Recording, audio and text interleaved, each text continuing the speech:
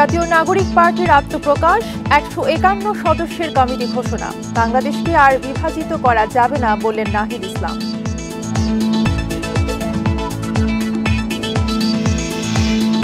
আগামীতে সনাতন ধর্মাবলম্বীদের যেন রাজনৈতিক স্বার্থে কেউ ব্যবহার করতে না পারে সতর্ক থাকতে হবে বললেন তারেক রহমান।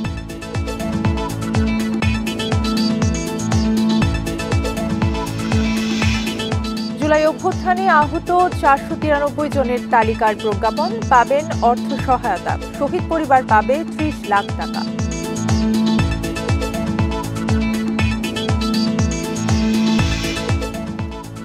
রমজান উপলক্ষে সাশ্রয়ী দামে মাংস, ডিম, দুধ বিক্রি শুরু। ঢাকার ২৫ স্থানে ভ্রাম্যমাণ গাড়িতে বিক্রি।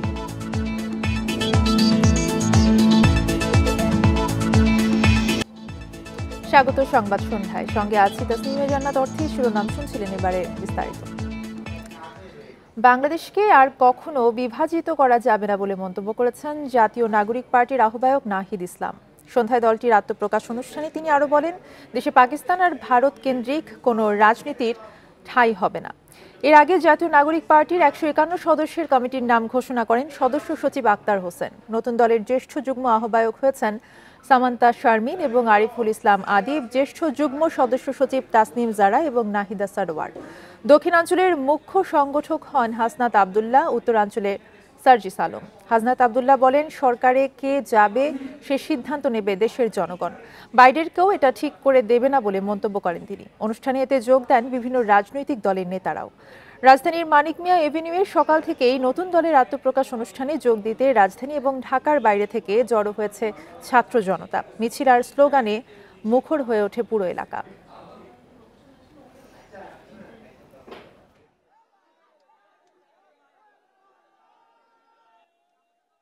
বিরোধী মতের কণ্ঠরোধ, গুম, বিচার বহির্ভূত হত্যাকাণ্ড, সর্বগ্রাসী দুর্নীতি ও অর্থ পাচারকে একটি রাষ্ট্রীয় সংস্কৃতিতে পরিণত করা হয়েছিল।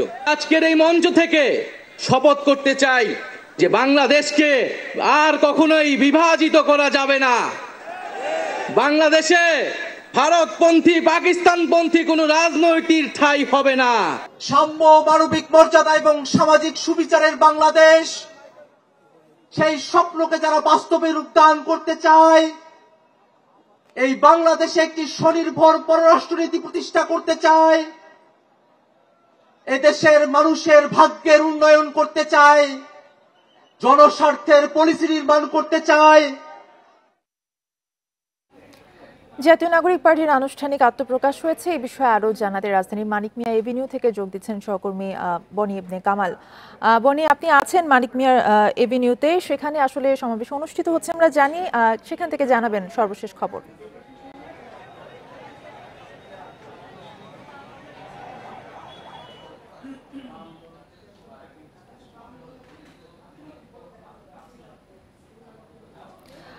সংযোগটি যান্ত্রিক ত্রুটির কারণে বিচ্ছিন্ন হয়ে গেছে। আমরা পরবর্তীতে আবারও সংযুক্ত হওয়ার চেষ্টা করছি। চলে যাচ্ছি পরের খবরে।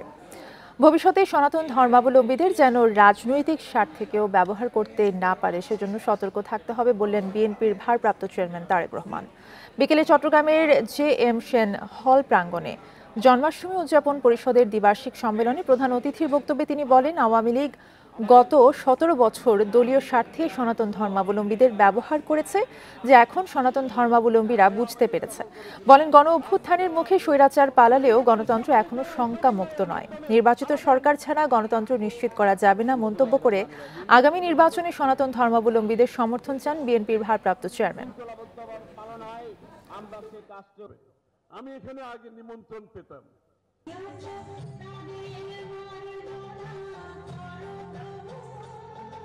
জিন্দাবাদ বিএনপির ভারপ্রাপ্ত চেয়ারম্যান তারেক রহমান, যিনি আমাকে আমাদের যে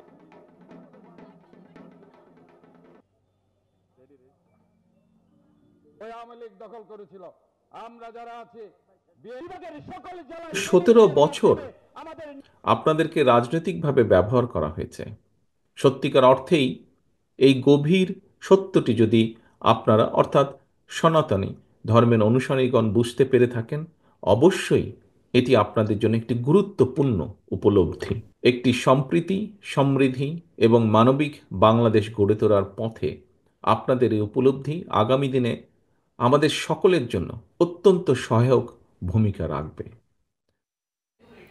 জাতীয় নাগরিক পার্টির আনুষ্ঠানিক আত্মপ্রকাশ হয়েছে, যেমনটা জানিয়েছিলাম এর আগে। এই বিষয়ে আরও জানাতে আমাদের সাথে রাজধানীর মানিক মিয়া এভিনিউ থেকে যুক্ত হচ্ছেন সহকর্মী বনি ইবনে কামাল। বনি, আপনি রাজধানীর মানিক মিয়া এভিনিউয়ে রয়েছেন। সেখানে সকাল থেকে আসলে বিভিন্ন মানুষেরা আসলে স্লোগান এবং মিছিল নিয়ে জড়ো হয়েছেন। এখন সেখানে আসলে কি অবস্থা, জানাবেন বিস্তারিত।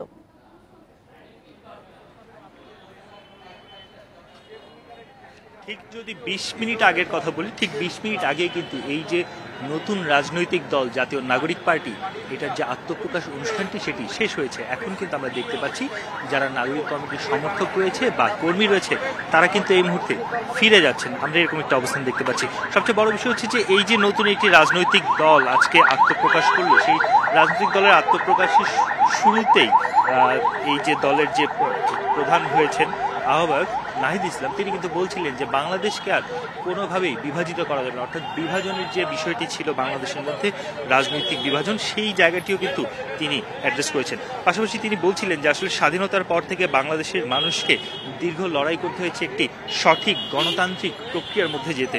এই জুলাই অভ্যুত্থান শুধুমাত্র একটি সরকারকে হটিয়ে অন্য একটি দলকে সরকারে বসানোর জন্য নয়, এমন কথাও কিন্তু তিনি বলছিলেন।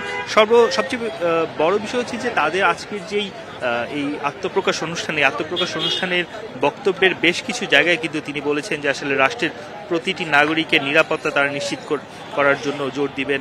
অর্থনৈতিক সম্পদকে নির্দিষ্ট গোষ্ঠীর কাছে যেন না থাকে, সেই বিষয়টিও তারা নিশ্চিতের কথা বারবার বলেছেন।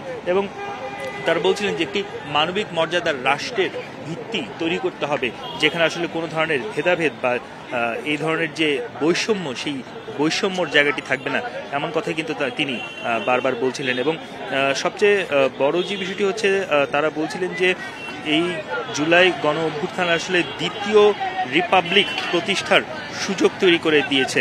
রাজনীতিতে দুর্নীতি বা স্বজনপ্রীতি অর্থাৎ পরিবারতান্ত্রিকতার যে বিষয়টি রয়েছে, সে বিষয়টি থেকে বেরিয়ে আসতে হবে, এমন কথাই কিন্তু তিনি বলছিলেন। এবং নাহিদ ইসলামের আরও কিছু যে গুরুত্বপূর্ণ কথাগুলো রয়েছে আমরা শুনছিলাম, সেখানে কিন্তু তিনি বলছিলেন যে মানুষের জন্য যে আইনশৃঙ্খলা পরিস্থিতি উন্নয়ন বা এই বিষয়গুলোতে কথা বলছিলেন। এছাড়াও এর আগে এই জাতীয় নাগরিক পার্টির সদস্য সচিব তিনিও কিন্তু বলছিলেন যে জুলাই আন্দোলন এবং জুলাই আন্দোলনের প্রেক্ষাপট নিয়েও তিনি কথা বলছিলেন। পাশাপাশি নতুন যে কমিটি 151 জনের, সেই কমিটির ঘোষণাও তিনি দিয়েছেন।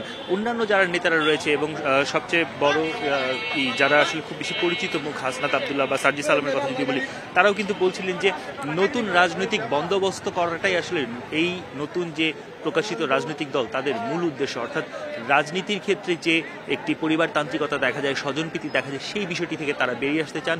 আগামীর একটি সুন্দর বাংলাদেশ তারা বিনির্মাণ করতে চান এবং তারা বলছিলেন যে কোনো দেশের মুখাপেক্ষী আর বাংলাদেশ থাকবে না। ধন্যবাদ আপনাকে। বনি ইবনে কামাল জানাচ্ছিলেন মানিক মিয়া এভিনিউ থেকে।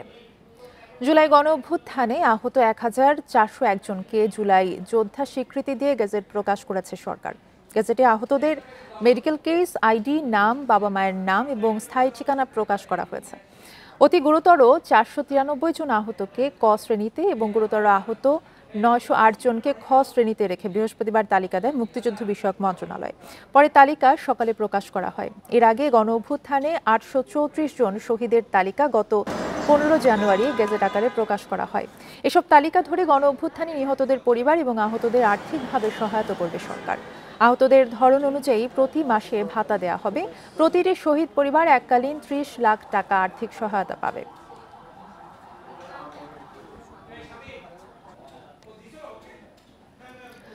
সরবরাহ পর্যাপ্ত থাকায় ঢাকায় পাইকারি এবং খুচরা বাজারে এবার রমজানের অত্যাবশ্যকীয় পণ্যের দাম স্থিতিশীল আছে।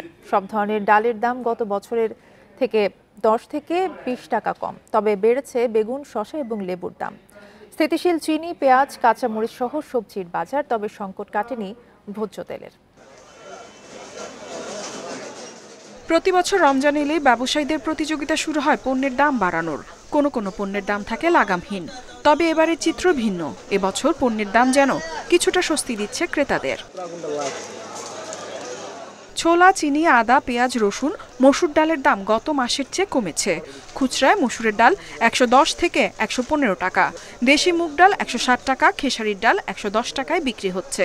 সাদা চিনি বিক্রি হচ্ছে ১২০ থেকে ১১৫ টাকার মধ্যে। পেঁয়াজের দাম স্থিতিশীল আছে, তবে বেড়েছে আদা এবং রসুনের দাম কেজিতে ২০ টাকা। পর্যাপ্ত সরবরাহ আছে এবং দাম আগের মতোই আছে, মানে রমজান উপলক্ষে দাম টোটালি বাড়ে না, একেবারে বাড়ে নাই। লেবু, বেগুনের দাম বাড়লেও কাঁচা মরিচ সহ অন্যান্য সবজির দাম স্বাভাবিক আছে। কাঁচা মরিচ কেজিতে ৪০ থেকে ৬০ টাকায় বিক্রি হচ্ছে। লেবুর ডজন আগে ৮০ টাকায় মিললেও এখন বিক্রি হচ্ছে ২০০ থেকে ২২০ টাকা দরে। যেখানে লেবু হচ্ছে গিয়ে আগে ডর্জন প্রতি যে দাম ছিল, এখন হালি প্রতি ওই দামটা হয়েছে। ডিমের দাম মোটামুটি ঠিক আছে, বাট আজকে একটু অন্য তরকারির দাম একটু বেশি। তবে ভোজ্য তেলের বাজারে এখনও আছে কৃত্রিম সংকট। বোতলের সয়াবিন তেলের পর্যাপ্ত সরবরাহ নেই বলে দাবি বিক্রেতাদের।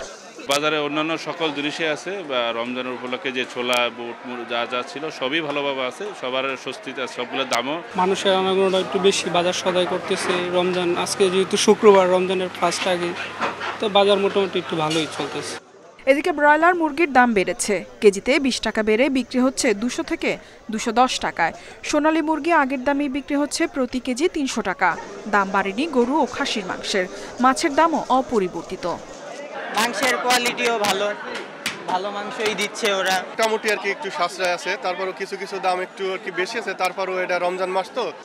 এছাড়া বাজারে স্থিতিশীল আছে খেজুর, ছোলা, চিরা, মুড়ি, গুড় সহ বিভিন্ন পণ্যের দাম। ইফাতারা, ইন্ডিপেন্ডেন্ট নিউজ। তেলসহ রোজার প্রয়োজনীয় পণ্য নিয়ে যে সংকট চলছে সেটি আগামী এক সপ্তাহের মধ্যে সমাধান হয়ে যাবে বলে জানিয়েছেন বাণিজ্য উপদেষ্টা শেখ বশির উদ্দিন। দুপুরে সাভার চামড়া শিল্প নগরীতে বিভিন্ন স্থাপনা এবং সিইটিভি পরিদর্শন শেষে তিনি একথা বলেন। এ সময় তিনি বলেন, আগামী ৭ দিনের মধ্যে খেজুর, ছোলা সহ রমজানের প্রয়োজনীয় যত পণ্য আছে সেগুলোর দাম কমে আসবে। বর্তমানে যথেষ্ট পরিমাণে খাদ্যপণ্য মজুদ রয়েছে বলেও জানান উপদেষ্টা। কেউ পণ্যের দাম নিয়ে কারসাজি করছে কিনা সেটিও তদারকি করা হবে বলেও আশ্বাস দেন তিনি। চামড়া শিল্প নগরী পরিদর্শনকালে উপদেষ্টার সাথে বাণিজ্য মন্ত্রণালয়ের ঊর্ধ্বতন কর্মকর্তারা উপস্থিত ছিলেন। এই মুহূর্তে বাজারে যে সমস্যাগুলো স্পেশালি তেল কেন্দ্রিক যেটা আছে, এটা ইনশাল্লাহ সমাধান হয়ে যাবে এবং ৭ দিনের ভিতরেই রমজানের যত ধরনের পণ্য আছে, খেজুর, ছোলা এবং বিভিন্ন ধরনের যে সমস্যাগুলো আছে, ইনশাল্লাহ ৭ দিনের মধ্যে সব জিনিসের দাম ইনশাল্লাহ কমে যাবে। শ্রদ্ধা ভালোবাসায় চট্টগ্রামবাসীর শেষ বিদায় জানালো বিশিষ্ট রাজনীতিবিদ এবং বিএনপির ভাইস চেয়ারম্যান আব্দুল্লাহ আল নোমানকে। বাদ জুমা নগরীর জমিয়াতুল ফালা মসজিদ প্রাঙ্গণে তার নামাজে জানাজায় হাজির হন লাখো মানুষ। বাদ আসর রাউজানের গহিরায় পারিবারিক কবরস্থানে মরদেহ দাফন করা হয়। এর আগে বর্ষিয়ান এই রাজনীতিবিদের প্রতি শ্রদ্ধা জানান চট্টগ্রামের বিভিন্ন স্তরের মানুষ। বৃহস্পতিবার বিকেলে হেলিকপ্টারে করে চট্টগ্রামে আনা হয় বর্ষিয়ান রাজনীতিবিদ আব্দুল্লাহ আল নোমানের মরদেহ। তাকে শ্রদ্ধা জানাতে জনসমুদ্রে পরিণত হয় এম এ আজিজ স্টেডিয়াম। শুক্রবার সকাল থেকেই চট্টগ্রামের এই বীর সন্তানের প্রতি শ্রদ্ধা জানান বিভিন্ন স্তরের মানুষ। তার মরদেহ নিয়ে যাওয়া হয় Chattogram animal science and veterinary বিশ্ববিদ্যালয়ে। তার অনন্য উদ্যোগেই প্রতিষ্ঠিত হয়েছিল এই শিক্ষা প্রতিষ্ঠান। এরপর তারই প্রতিষ্ঠিত বেসরকারি ইস্ট ডেল্টা ইউনিভার্সিটিতে নিয়ে যাওয়া হয় মরদেহ। রাজনৈতিক প্রতিপক্ষ কিংবা দলের অন্য নেতাদের সঙ্গে ব্যক্তিগত প্রতিযোগিতাকে কখনো দ্বন্দ্বে রূপ দিতে দেননি আব্দুল্লাহ আল নোমান, বলছেন বিশিষ্টজনেরা। এবং এরা বড় হলে দেশের লাভ হয়, এদেরকে বড় করার মতো পরিবেশ আমরা সবসময় দিতে পারি নাই, তা নইলে বহু নোমান আমরা পেতাম। দুপুরে মরদেহ নেওয়া হয় কাজীর দেউরিতে নগর বিএনপির কার্যালয়ে, যে প্রাঙ্গণে কেটেছে তার রাজনৈতিক জীবন ও সংগ্রামের গুরুত্বপূর্ণ অনেক দিন। সেখানে তাকে শ্রদ্ধা জানান রাজনৈতিক সহকর্মীরা। বাংলাদেশ জাতীয়তাবাদী দল সংগঠিত করার জন্য চট্টগ্রাম মহানগর, উত্তর দক্ষিণ সহ এই অঞ্চল এবং যেখানেই দলের ডাক দেওয়ার জন্য ওনাকে বলা হয়েছে, উনি সেখানে ছুটে গেছেন। শেষ বিদায়ে বিষাদ ঘনিয়ে এলেও তার কীর্তিতে গর্বিত পরিবারের সদস্যরা। চট্টগ্রামে যত মৌলিক কাজ হয়েছে আজ পর্যন্ত, কোনো না কোনোভাবে আব্দুল্লাহ আল নোমানকে সেখানে আপনি তার কন্ট্রিবিউশনকে আপনার মানতেই হবে এবং এই মানার মধ্যে আমাদের গর্ব আছে, আমাদের শেখার অনেক জায়গা আছে। পরে বাদ জুমা নগরীর জমিয়তুল ফালাহ জামে মসজিদ প্রাঙ্গণে হয় তার জানাজা। এতে অংশ নেন চট্টগ্রামের বিভিন্ন শ্রেণী পেশার লাখো মানুষ। Ahsan Riton, Independent News, Chattogram. মুন্সিগঞ্জে সিরাজদি খানে নিখোঁজের 2 দিন পর পুকুর থেকে শিশুর মরদেহ উদ্ধার করেছে পুলিশ। ধর্ষণের চেষ্টায় ব্যর্থ হয়ে 6 বছরের শিশুকে শ্বাসরোধে হত্যা করা হয়। মরদেহ উদ্ধারের পর অভিযুক্ত সাব্বিরের বাড়িতে ভাঙচুর করেছে বিক্ষুব্ধ এলাকাবাসী। মঙ্গলবার সিরাজদি খানের রসুনিয়া ইউনিয়নে ওয়াজ মাহফিলে এসে নিখোঁজ হয় 6 বছরের শিশুটি। সন্দেহ হলে মাহফিলের পাশে আইসক্রিম বিক্রেতা সাব্বির খানকে আটক করে দেয়া হয় থানায়। পরে এই ঘটনায় সিরাজদি খান থানায় মামলা করে প্রথম শ্রেণীর ওই মাদ্রাসা ছাত্রীর পরিবার। ওই এলাকার যারা স্থানীয় ছিল ওনাদের সাথে নিয়ে লাশ উদ্ধার করা হয়েছে। পরে লাশ শনাক্ত করছি। আইসক্রিম খাওয়া লোভ মোভ লাগাই টাকা গনাইছে, বুঝছেন? টাকা গনাইয়া আর লোভ লাগাইয়া ওই নিয়ে নির্যাতন করছে। কোথায় আছে এটা পাওয়া যাচ্ছে না। আমরা সাব্বিরকে ধরছি সন্দেহের উপরে নির্ভর করে। আইসক্রিম বিক্রেতা সাব্বিরকে পরে 2 দিনের রিমান্ডে পায় পুলিশ। জিজ্ঞাসাবাদে ধর্ষণের চেষ্টায় ব্যর্থ হয়ে হত্যার কথা স্বীকার করেন তিনি। তার দেয়া তথ্যে বৃহস্পতিবার রাত 1:30টার দিকে তাজপুর গ্রামের পুকুর থেকে ওই মাদ্রাসা ছাত্রীর মরদেহ উদ্ধার করে পুলিশ। বিজ্ঞ আদালত 2 দিনের রিমান্ড মঞ্জুর করলে তাকে নিয়ে আসি। তার স্বীকারোক্তি মূলে এবং তার দেখানোর মধ্যে পূর্ব রসুনিয়া থেকে এই ফাতেমা ওর লাশ উদ্ধার করা হয় একটা পুকুর থেকে। পুকুর থেকে মরদেহ উদ্ধারের পর শুক্রবার সকালে সাব্বিরের বাড়িতে ভাঙচুর চালায় বিক্ষুব্ধ এলাকাবাসী। Independent news. বইমেলার শেষ দিনে লেখক পাঠকদের পদচারণায় মুখর মেলা প্রাঙ্গণ। সকালে শিশু চত্বরে গল্পের আসর এবং পাপেট শোতে উচ্ছ্বাসে মেতে ওঠে শিশুরা। ছোটদের বইয়ের স্টলগুলোতেও ছিল ভিড়। প্রথম প্রহরের বিক্রিতে সন্তুষ্ট বিক্রেতারা। কর্তৃপক্ষ বলছে আগামীতে ডিজিটালের মাধ্যমে কিভাবে প্রকাশ বাড়ানো যায় সে বিষয়ে নির্দেশনা দেওয়া হবে।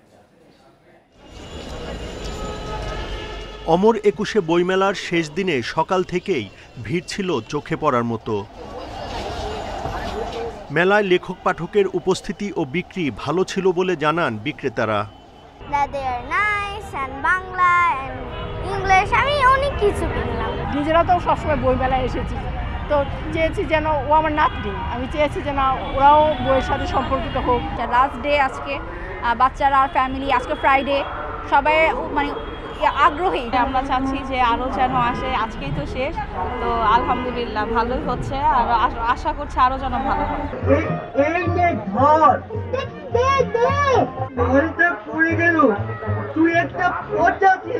মূল আকর্ষণ সিসিমপুরের আয়োজন না থাকলেও বিভিন্ন কার্টুন, গল্পের আসর ও পাপেট শোতে উচ্ছ্বাস উদ্দীপনায় মেতে ওঠে শিশুরা। বিভিন্ন পাপেট শো দেখছি, পুতুল খেলা দেখছি, অনেক মানুষ বসে আমাদের সাথে দেখছে, আমরা গানও শুনতে পাচ্ছি। আমি কখনো এটা আর কি এই সময় কখনো আসিনি, তাই প্রথমবার এটা দেখে অনেক ভালো লাগছে এবং আমার ভাই অনেক মজা করছে। মেলায় এবার বই বিক্রি নিয়ে হতাশা ও অসন্তোষের কথা জানিয়েছেন প্রকাশকরা। তবে আয়োজন সফল ছিল দাবি করে কর্তৃপক্ষ বলছে আগামীতে বই প্রকাশে অডিও ভিডিওর প্রাধান্য থাকবে। সবারই বিবেচনা করে দেখা উচিত যে কেন বইয়ের কাছ থেকে মানুষ ফেরত যাচ্ছে কেন? এটা কি ভালো বইয়ের অভাব, বিপণনের অভাব, নাকি আমাদের মনস্তত্ত্বের মধ্যে পরিবর্তন ঘটেছে? অডিও ভিজুয়াল যে জায়গাটা, সেটার সঙ্গে বইমেলা যুক্ত হবে কিনা এটা একটা নীতিগত সিদ্ধান্ত, এবং আমার মনে হয় আগামীতে এই বিষয়ে ভাবার সুযোগ আছে। 21শে বইমেলার শেষ প্রহরে ভিড় ও বিক্রি বাড়ার আশা প্রকাশক, স্টল মালিকদের। Buddhadeb Kundu, Independent News, Dhaka. এ ছিল এখনকার সংবাদে। ইন্ডিপেন্ডেন্ট টেলিভিশনের সব খবর জানতে চোখ রাখুন ফেসবুক, ইউটিউব এবং এক্স। ধন্যবাদ।